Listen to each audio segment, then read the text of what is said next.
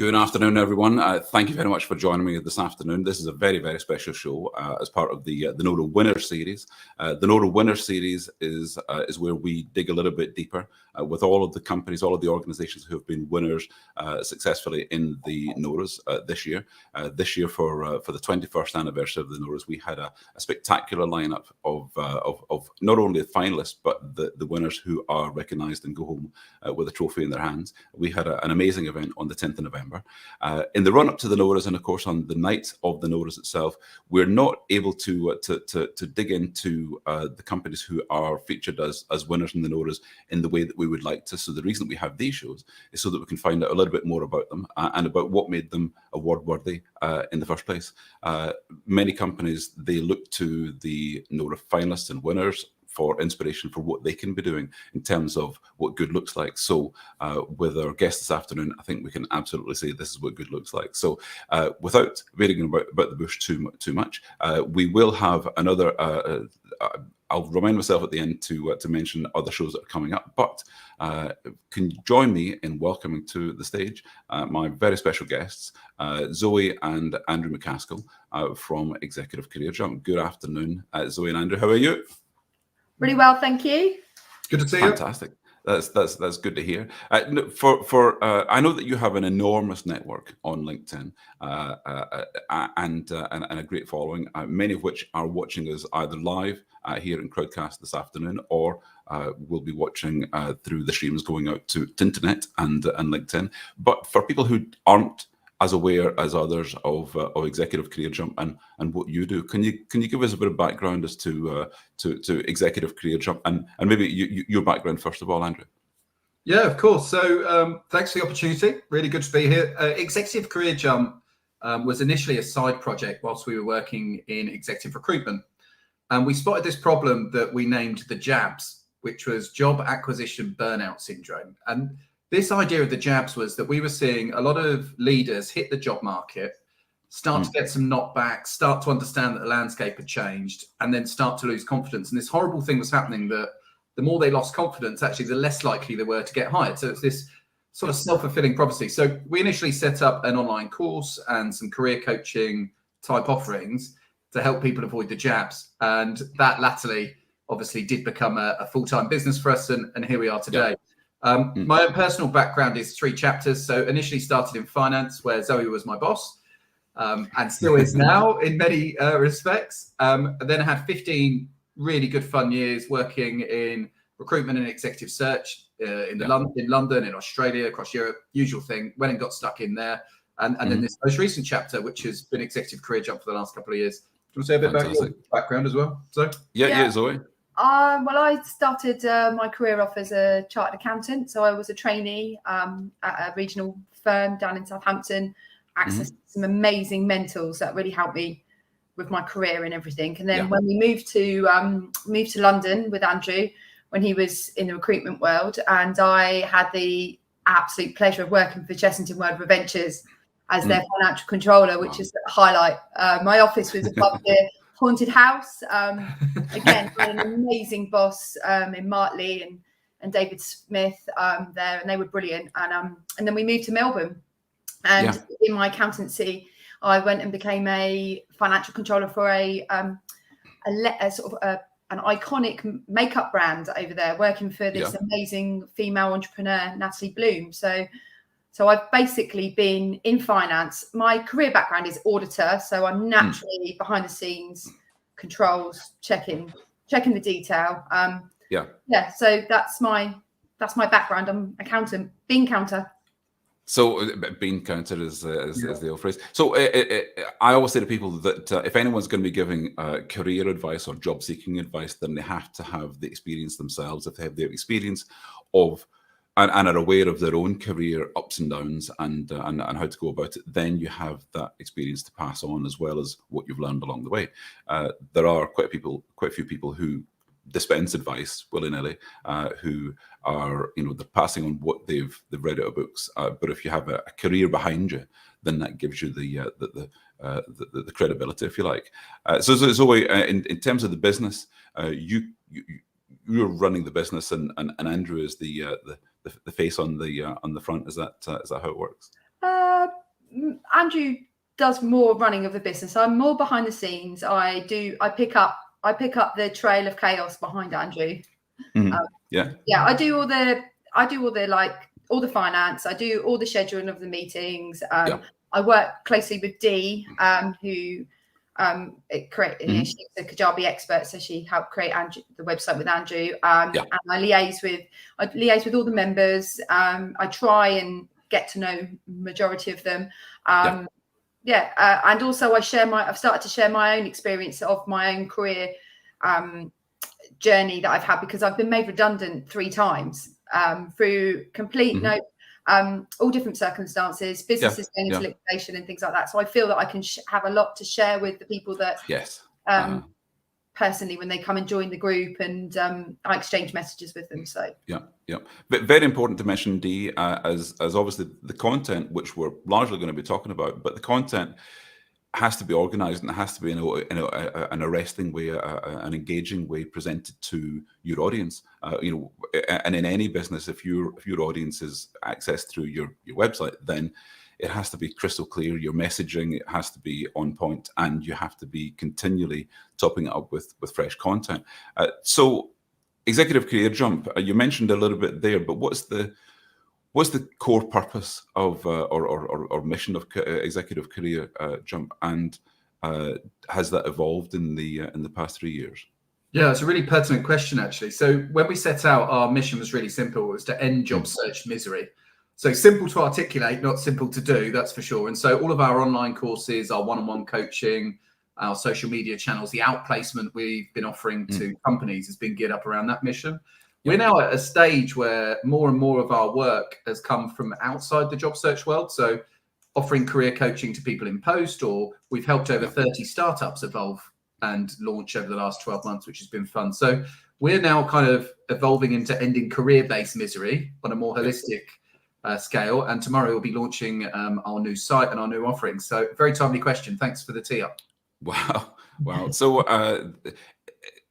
the business started obviously before any hint of a pandemic was coming around, but of course the pandemic will have focused the mind, if you like, and I know that and certainly from my point of view, I became acutely aware of the content you were putting out there from the beginning of lockdown. Now, excuse me if I wasn't seeing it before then, but what kind of accelerant was the pandemic to what you were doing? Oh, we were very fortunate with the timing, for sure. So we launched full-time in December 2019, and the conversation that we had at home was, look, we're both burnt out, we've been doing big jobs, let's choose life, do a lifestyle thing, coach a few clients, and kind of step back a little bit. We've got a young family as well in the mix, which has been fun. Wow. So 4 months later, we go from record low unemployment to a huge spike in unemployment, and here we are sat on a scalable solution with the start of an online following, and we benefited hugely from that. And that's part of the reason we've been, I guess, trying to pay it forward as much as we can with our lives and with our content to get as much help out to people, because we felt very grateful and almost some success guilt to some extent last year, if we're really honest, because we were benefiting whilst a lot of people were struggling. So it was a huge accelerant for us and very fortunate timing. Yeah. So who would you say is your typical target market? Who's the typical person who engages with yourselves, or is there no typical job seeker that would be connecting in with yourselves? Yeah, so tends to be mid to senior private sector individuals, who are either going through some kind of situation where they're trying to get more clarity and they don't know which way to go next, or they've started a job search journey and they found out that it's way more tricky and difficult now that they're at the level that they're at, right? It's more nuanced, it's more complicated. So typically tends to be more private sector leaning and a lot of commercial people. So we do a lot with HR leaders, MDs, sales directors, CMOs, these kind of folks, a lot of FDs in there as well. So commercial leaders typically. Yeah. When people are at the early stages of their careers, it's difficult to imagine the machinations that go on once you get to middle and senior management levels in any organization. And only people who have been in that can see the the path ahead from, or speak with other people with experience about the same issues that would come up for them. So when people have disruptions in their career path, it used to be that you know, in a career, you might join company X, you might stay at company X for 20 years, and you would progress through the management ranks and so on. And you might just be, you know, headhunted to go and join another company, or tempted to go elsewhere. But for the most part, your career was relatively linear. But as we've seen, certainly in the past, well, since the financial crisis of 2008, the progress of linear careers has been seriously disrupted. And of course, the pandemic maybe added to that, meaning that people are reconsidering what their career is, what they want it to be. Are they achieving the goals that they wanted to? Are the goals that they have today what they were 3 or 4 years ago? And that's got to be difficult to cope with when you're in the midst of a career and you have bills to pay and kids to look after and responsibilities. So I would imagine that a fair amount of your job is on the support side of things. Yeah, most people, interestingly, know what they want to do. They're just looking for somebody to give them permission to go off and do it, to be honest with you. Yeah. But yeah, it's the support side of things. And it's also reframing a lot of the limiting beliefs that we all have carried with us. So for example, I've just turned 40 and I'm effectively in a portfolio career, right? Yeah, yeah. Well, historically, that would be something that you would do post-career or towards the end of your career. As I said, we've helped 30 people start up from scratch who probably didn't see themselves as founders in the traditional sense, or entrepreneurs in the traditional sense. But those options are there now. We've got others who have taken a fractional approach to their careers, whereby rather than being marketing director for one company, they're marketing director for 5. So it's a time of great change. I think we're already evolving and seeing changes in how people's careers were manifesting anyway. And then this circuit breaker came in COVID. Everyone had a lot of time in their own thoughts and a lot of time reviewing everything. And that's why there's so much energy behind this particular space at the moment. It's fascinating, and it's a real privilege, right, to help people through all these things. It's great fun. Yeah. At the beginning of the pandemic, people were often saying, "Well, at least we're all in the same boat." But the truth is that some people had better equipped boats than others, and were, you know, better prepared to handle what came at them. So, did the nature of the engagement with your clients change in that time? Did it change overnight? It did. Yeah, it definitely did change overnight. One, we had to get pretty clear and clued up on what good video interviewing looks like. Yeah. So all of our interview advice was adapted to include how people could benefit through the use of technology. The networking side evolved. So we were teaching people how to build personal brands that attracted an opportunity via LinkedIn, rather than going out and shaking their hands and doing the stuff in the coffee shops. And also people got very risk averse on the hiring side. So a lot of our training was about teaching people how to minimize the risk in the eyes of the hiring leader to help them feel comfortable to make a leap during what was a very anxious time for business. So yeah, it changed a lot of our advice. But the real benefit that came out of what we did with the membership side in particular was this connectivity with each other. And the more that we grow the business, the more we're determined to make community kind of part of what we do, because the power of people working together, and where if you can get the digital play right with the website and with the products, and then you get this community human element working behind it, I think that fusion of community and technology is really exciting. But it definitely changed us. We were doing homeschooling and everything as well, right? Which that was tough, wasn't it? Yeah, I was teaching. That was very tough. Yeah, it was. We had to juggle a lot during the pandemic, and it took me a while to actually adjust back to when the children went back to school. I really, I had a bit of a wobble, because I was just like, oh my God, we were so in this structure of how we were working, and then the children got back to work, and I thought, and it was funny enough, I actually turned to LinkedIn and I've started to build my own brand on there and started to try and I had the confidence to post, because I was commenting a lot, and a lot of people don't actually post their own content on there. And now I dabble in it. It's all my own ideas. Spelling mistakes. I'm dyslexic, so that's a big worry for me as well. And I put stuff out there, and I feel I'm being judged and things like that. But I think the power of the network and the community we've created is everybody that we've helped. They've helped me too. And it just, I think, albeit we're helping a small amount of people, but we are having an impact on those people. Well, I imagine that you're helping a lot more people than you might be immediately aware of, because there'll be an awful lot of passive viewers of your content who are experiencing your content on whichever platform, LinkedIn primarily, but maybe on your website and maybe on other channels like YouTube and so on. So there's a lot of people who will be absorbing that information. And as you say, sometimes simply getting permission or reassuring themselves that what they're doing is what you would advise, or that they're not missing out on anything in terms of what they should be considering career-wise. So we're not here to give people a coaching session on what to do career-wise, but one of the things you touched on there was LinkedIn and how important LinkedIn has been to the development of the organization. You've been recognized as the LinkedIn changemaker. What does that mean in practical terms?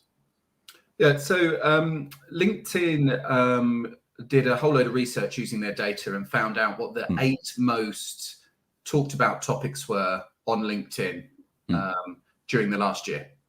And then what they did is they set out to identify 8 change makers to represent each topic.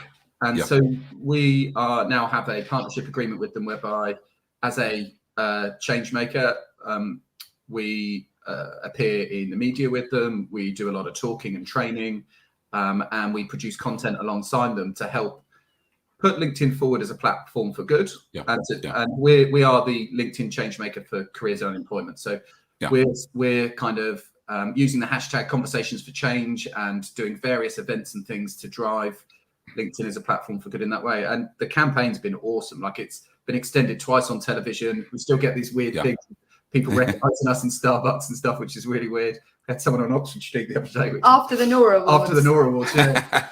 It's like, it's been a really funny thing, but again, like a really great platform. And we're going to make sure we've still got a few months left as the LinkedIn changemaker for careers. And the Talent Awards, we presented at their Talent Awards recently.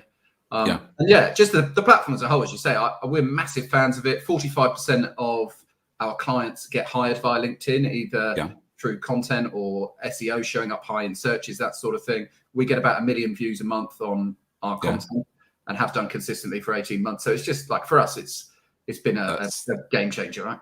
I think those are phenomenal numbers. Supportive platform. We've got a Facebook page and we just get trolled recently. I took it personally, and Andrew's like, you can't take it personally. And okay, people have a disagreement on your posts on LinkedIn, but they tend to, you have a debate around what you agree and you disagree. And don't get me wrong, there are other people on the platform that have been trolled and some nasty comments, but my experience is that I can have a debate and I can agree to disagree, or learn, or maybe not learn. So I think it's certainly the case on LinkedIn. Well, yes, you would expect people to be a bit more professional and more respectful, but if you set the tone, then you're less likely to have the trolls come in and just mess around for the sake of it. Whereas Facebook seems to be will attract more of those, and certainly on Twitter you'll get more of those again.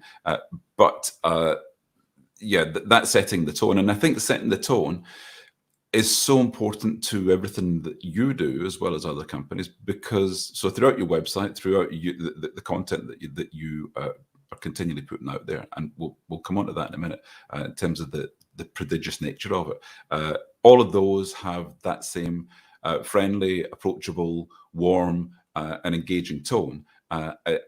None of it is talking down to anyone. None of it is telling anyone off for making mistakes. A lot of it is supportive of people who may have made mistakes, may have made career mistakes, may have, their CV might be all over the place, and it happens. But there's no need to dig into what went wrong too much, rather than, well, let's look at how we can move forward and do things in a better way that's going to get a better result for job seekers. And so one of the key things, well, I say one of the key thing about the NORAs, the National Online Recruitment Awards, from the very first year to now, in its 21st year, is about candidates, is about job seekers. It's what job seekers want. When we look at job boards, for example, we're not interested in the value for money in advertising on any particular job board. We're interested in the candidate experience, how well it works for job seekers, and everything from a candidate's perspective. So when we look at any of the award categories, we're looking at them through the eyes of candidates and job seekers.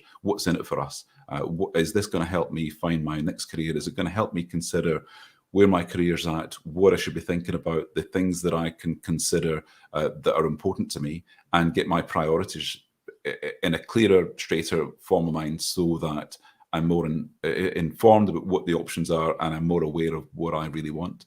And all of those things, I have to say, all of those boxes get ticked with yourself. So, from a candidate's perspective, I want to say a big thanks for that. I'm really glad that it comes across that way, because that's very much our ethos. Candid and compassionate is the two words that we wrote down in our content plan in terms of how we wanted it to feel. So the fact that somebody like you said that feels brilliant. Thank you. Yeah. You're not dispensing hugs. You're quite matter of fact. But as can be seen by the Job Search Playbook. So can you tell us and tell the audience a little bit more about the Job Search Playbook? Yeah, sure. I've got one. Right. So the Job Search Playbook. That's handy. Yeah, we put that out. So we put that out earlier on this year. What we were finding was that because of the premium nature to some of our services, some of what we do wasn't accessible to a wider audience, and so we set about the task of writing a job search playbook to help people understand what they want and how to get it in the modern world. That would be less than 100 pages and less than £10. And we wrote it and we launched it expecting absolutely nothing. It became a #1 Amazon bestseller. Wow. And off it went from there, mainly via just our LinkedIn network. And we probably haven't done enough with it since, to be honest with you, because I'm still a big believer in what's included in there. Whilst it is less than 100 pages, it took me a very long time. And Zoe had to put up with me kicking and screaming. And it was a 6-month project, 6 to 9 month project. It was much harder than I expected. Have you ever written a book? Yeah, no. And if I wrote a book, it would have to be a fiction. So the fear that I would have in writing a book that you've written there, and I've seen some other fantastic books written in the sector, but almost none for candidates, is that whenever you write content for a book like that it very quickly can become outdated. It needs updated, needs refreshed with new information on whatever technology there is to help you, whatever changes there are in the marketplace, whatever tools employers are using to find and identify and hire the best candidates. So I'd always have that fear, if you like. No, well, I think that's right, and it's interesting you bring that up, because making it evergreen was an important part. So whilst we touch on LinkedIn playbooks and things like that, I think the mindset advice, the interview advice, the advice we give people about using their business skills on their job search, because that's our #1 bit of advice, is we see people who are really capable hit the job market and almost forget who they are, and they sit back passively. And we're like, no, you're a commercial director. Like, address this like a commercial director should. Run a multi-channel approach. Run it as a funnel. Go to market more proactively. So I feel like we were aware of the evergreen nature to it and wanted to make sure that, whilst I'm sure there might be revised versions in due course around particular developments, one-way interviews would be a good example of something that I think we're going to see more and more of, that we're going to need to have a plan for, and we already have started delivering that advice to our members. I think the bulk of it will stand the test of time with any luck, because people are people, interviews are interviews. And the 90-day plan at the back is 90-day plans, etc., all of that. That will stand up all right. I mentioned earlier the different types of content that you're generating. Obviously, every Thursday, is it 12:15 rather, on LinkedIn. You're always there, so you could set your clock by that. But at the same time, so you've had how many shows on LinkedIn have you had now? 73. 73, goodness me. And at the same time, you're putting out content on a podcast as well. So what would be the distinction between content that you would see on either? Yeah, well, the lives is very much about helping people with whatever they're struggling with. So it's interactive, just like this. You've got a comment stream. We get anywhere from 250 to 500 comments in the hour. It's crazy at times, the pace, particularly last year during the pandemic. We had 300 people live one week. It was going off absolutely nuts. So that's about helping people with whatever they're dealing with some actionable advice in the moment. What we're trying to do in the podcast, which is now 50 episodes or so in, is to access advice from other people. So showcase the career stories and the career advice from business owners, entrepreneurs, HR directors, executive search leaders, etc., to the benefit of our audience as well. So the lives are more tactical, more actionable, whereas the podcasts are more stories. Yeah. Many organizations, whether they be job boards or agencies or sometimes employers themselves, offer career advice on their websites, which very quickly becomes obsolete and out of date, and no more so than in the past couple of years, where the tables have been flipped on the traditional behaviours of not only employers but candidates in the marketplace, and job seekers' expectations have changed immeasurably. And of course, we all know that candidates are not applying for jobs in the same volumes as they were 2 years ago through job boards and so on. So employers are wondering, where are all the candidates? We can't find the people that we're looking for. And at the same time, you'll be speaking with people who are saying, well, if it's such a candidate short market, how am I finding it so hard to find the right job? What's the answer to that dilemma? Oh yeah, the magic question. So yeah, there's no doubt the hiring equation is broken, and I think that there's action required on both sides in order to close that void, for sure. On the candidate side, it's really about being more proactive, using your job skills on that search, using a multi-channel approach to uncover opportunities and take yourself to market, right? That's what needs to happen more on that side. On the employer side, there's a number of different things, but in terms of the recruitment side, where I think employers need to get better is they need to find ways to qualify people in rather than qualify them out. To look more at future predictors of success rather than just matching a CV to a job description, which I don't think is a reliable way to hire. And we've all had plenty of people who looked amazing on paper, but ended up not being amazing in our organization.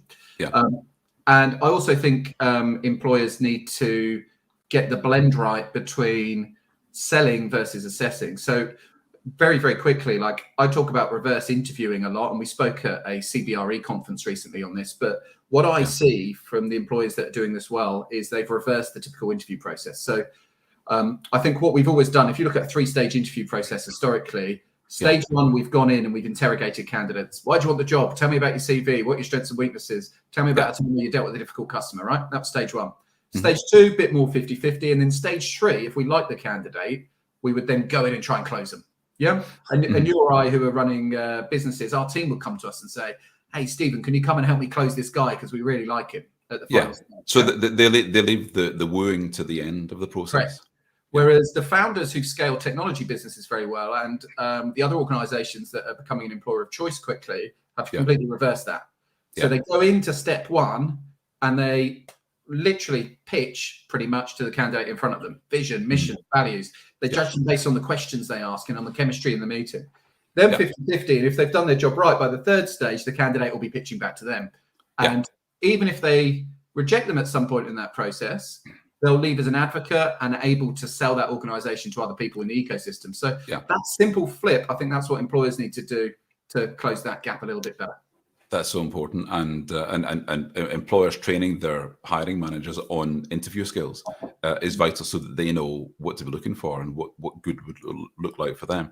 On that flipping, it reminds me of when I was a recruiter and I'd be headhunting candidates. I'd contact someone who wasn't at all interested, was a passive candidate, and I'd try and persuade them to be interested in this job. And my key to gaining some kind of leverage in the situation was to persuade them enough that they were then pushing me rather than me pushing them. That they were then making the running and wanting more information. So I can see exactly how that scenario works. So on that side of things, and I know you do outplacement as well for organizations.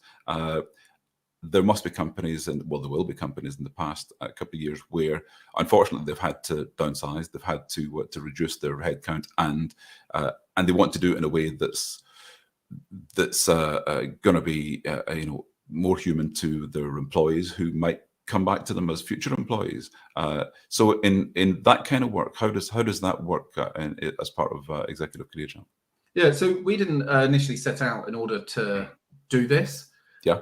We were very much a B2C organization when we launched, but through ex-customers landing elsewhere, but also through our online presence, companies started coming to us and saying, we're going through major redundancies. Can you help us with the outplacement and the offboarding? Which is obviously really important, not only for those leaving, but for those who remain, because there's this survivor's guilt, stayer's remorse thing that happens with people who remain, right? Absolutely.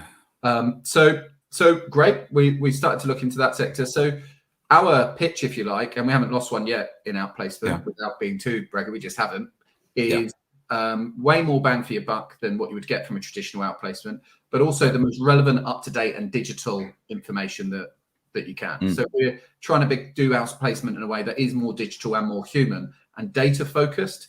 So your point earlier about, there's lots of people giving job search advice, and I think that's great. I think people should, like, we want them to. But a lot of it's based on their own subjective opinion rather than on any kind of data focused insights, right? Whereas I can tell you 45% of our clients have got hired via LinkedIn. I can tell you only 7% have via job adverts. And so spending the majority of your time on job adverts, you're fishing in the wrong pool, right? And all of that kind of stuff. So I think the fact that we're bringing data into that conversation, plus some real innovation on the digital side, and a social media playbook, I think I'm really excited about the outplacement part of our business. I think it could grow. And it's sorry, carry on, Zoe. I know, I was going to say, because we also get not necessarily companies come to us, but it's individuals that have seen Andrew on LinkedIn, and then they say, oh, I'm being made redundant, I've been given an allowance, but I don't want to go with the typical outplacement of choice. And so they then come to us and we work with them individually with their outplacement allowance. And that seems to work because they've chosen us to be able to tailor their program, because sometimes I think the more generic outplacement isn't tailored. It's sort of like mass for the masses, whereas now that you can tailor your experience with us. I remember working on outplacement with factories in Scotland closing in the early 90s in the recession then, and every employee that was being laid off was given the same pack, and it was impersonal, it didn't work, and it was really just a box ticking exercise. So the idea of having intelligent outplacement that's informed by the facts and data, and is compassionate for your soon to be ex-employees, who are also people who are carrying your brand wherever they go. So if they're taking your brand and they're not well disposed towards your company, then that's not a good place to be, because your employer brand relies on that when you're going to be hiring again. And for the people that you've retained, your employer brand is vital so that they feel that it's still the place they want to be. So can I ask, we've gone a little bit over time. I've got a couple of questions I just want to finish up on. What trends are you seeing in the demands of job seekers for more information on vacancies and easier ways to apply in the marketplace nowadays? I've seen that candidates are asserting themselves more than they have for a long time. So what trends are you seeing that are going to be coming up in the next 6-12 months that employers should be aware of? Yeah, well, in a word, they're looking for a more tailored experience. So, this idea that there's only 3 types of work, there's the 10% that are fully in the office, the 10% that are remote, and the other 80% that fit under some title called hybrid, whatever that means, right? Yeah. That's kind of not, I think it's being too simplified. What candidates are looking for is a tailored experience. So companies and organizations need to provide an ecosystem that people can plug into in the way that makes best sense for them and delivers the best productivity for companies. And that's what they're looking for. The other thing they're definitely looking for is leadership. Yeah, more than ever. And I feel like there's a leadership deficit in the eyes of candidates in the market. So we are advising them, and they are choosing to pick a leader, not a job. And in the weighted scorecards that we're using to help people decide between offers, the leader they're going to be reporting to is carrying the most weight. So I think what we're going to see is more and more people on a hiring side leveraging the personal brands of the leaders that work for them as a key part of their employer brand. Because it's one thing seeing an employer brand, but actually what I want to do is find out about the person I'm going to be working for. So I think LinkedIn's historically been something that job seekers have refreshed when they're looking for a job, whereas I think we're going to see people in post more and more using it as an ability to build a brand that attracts talent. I think that's where Yeah. So when people are they're weighing up different offers, if they're in that position to be considering multiple offers, then looking at the leader that they believe in most, that they can see a future working alongside this person and for this person, they're becoming more confident in making that choice rather than just the money, just the the benefits and the company car and so on. And avoid those toxic cultures. There's a lot of I think we've become less tolerant of toxic leadership, basically, and the talent is acting more like a consumer, which we've seen coming for a while, haven't we? Let's be honest. Well, it's been a testing time where people have realised, when their employment status and relationship with their employer is tested under the duress of the past 18 months, then people are realising they're in the right or the wrong place, and people who were previously very loyal and not even considering looking elsewhere are now open to offers. So that goes into the mix alongside candidates who are hard and determined to find the next career role. So as I say, we've gone a little bit over time. I've probably talked a wee bit too much. There's acres that I could be asking you about if we had all afternoon, but I highly recommend everyone going to the Executive Career Jump website and, of course, all your social channels. Can I thank you very much for joining me today as my guest? Thanks for having us. There's so much more, as I say, that we could get into. And if anyone can hook up with your social media channels, then they'll find out much more. Thank you to everyone who's joined us live, either here on Crowdcast or indeed on all the other social channels. If you were a little bit late coming to the show, then within about 5 minutes, this same show on the same URL is available to watch on replay. So please, if you get benefit from this, spread the word.